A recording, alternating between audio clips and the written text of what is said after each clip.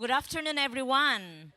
Before we start, I would like you to look around and see what's new in that domains of literacy.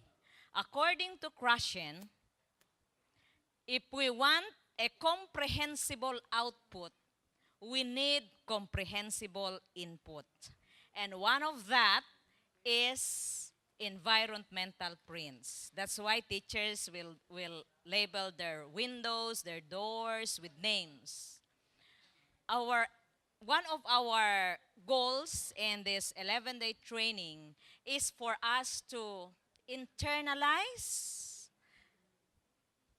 digest, feel it, place it in our hearts and mind, the 14 domains of literacy. Why?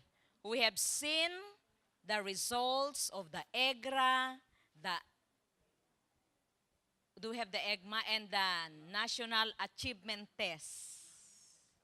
Even in the mother tongue, our students are not performing well. And the answer to that is for our teachers to be able to understand the what, the why, and the how of the 14 domains of literacy. It's like 14,000 or 14 days. But we also learned from Dr.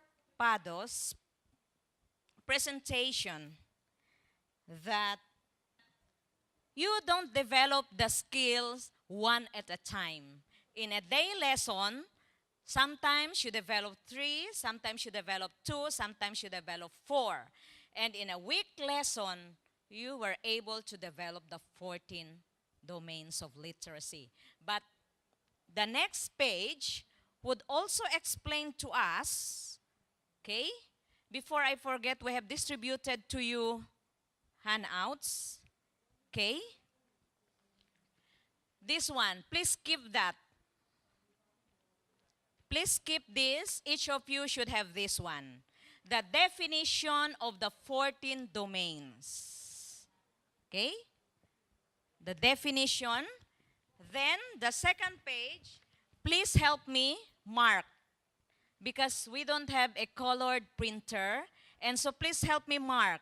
If we look at the different domains, oral language is covered from kindergarten to grade 12. So please write an arrow. Okay? Oral language should be from K to 12. Phonological awareness is K to 3. Okay? Alphabet, knowledge, handwriting, phonics and word recognition, spelling, so on and so forth. Please draw an arrow so that you will be guided later on with the activity that we'll be undertaking.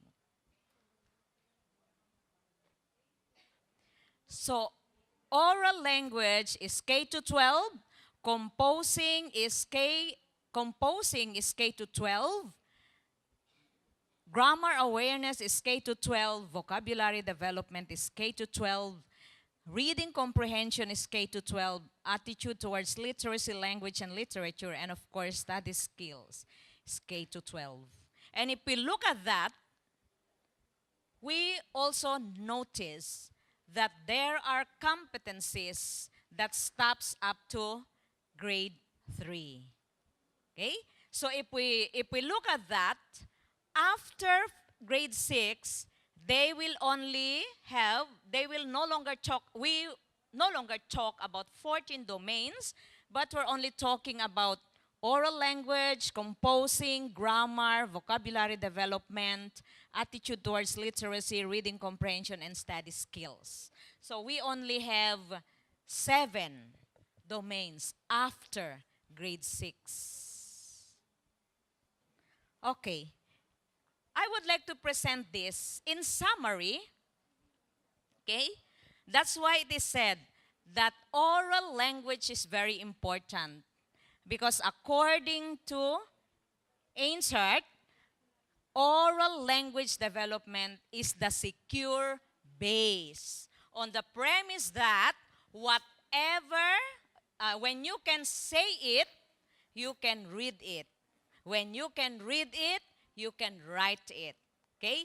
Anything that is in the repertoire of knowledge of the child in oral conversation will form part or will serve as the basis of the child later on when the child will read. Let's, for example, it's part of the child, a 4-year-old, a 3-year-old child knew about McDo because they always go to McDonald's.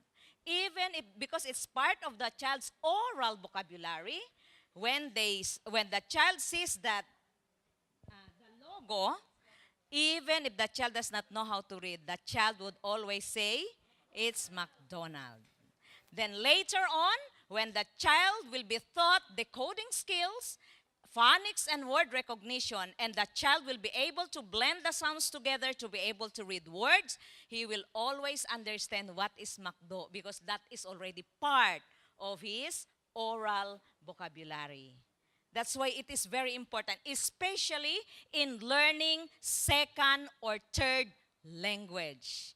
That's why with the Filipino, we have oral language first prior to literacy. And even in English, we have 1 year of oral language development.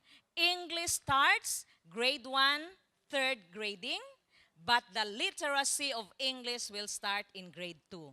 Because it is the third language of the child, it is important that they will have first lots and lots of vocabulary so that when the child will be able to decode that words, the child will be able to understand that because it is already part of his oral vocabulary. Okay?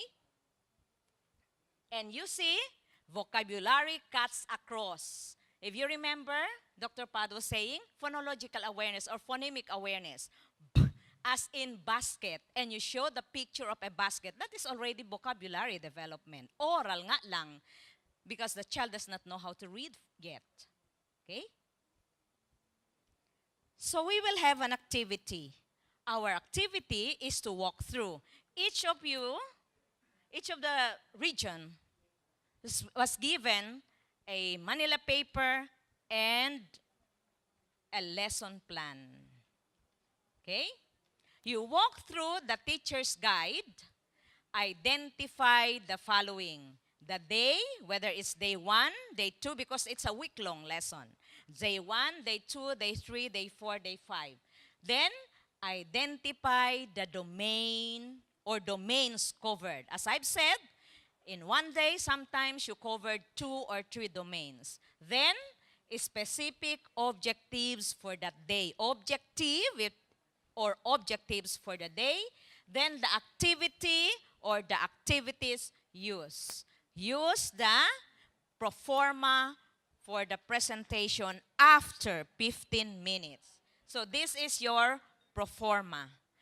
Copy this on the Manila paper, and I'm giving you 15 minutes to walk through the TG that was given to you and fill the form.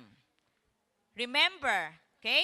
Each of the region were given different lesson plan or teacher's guide.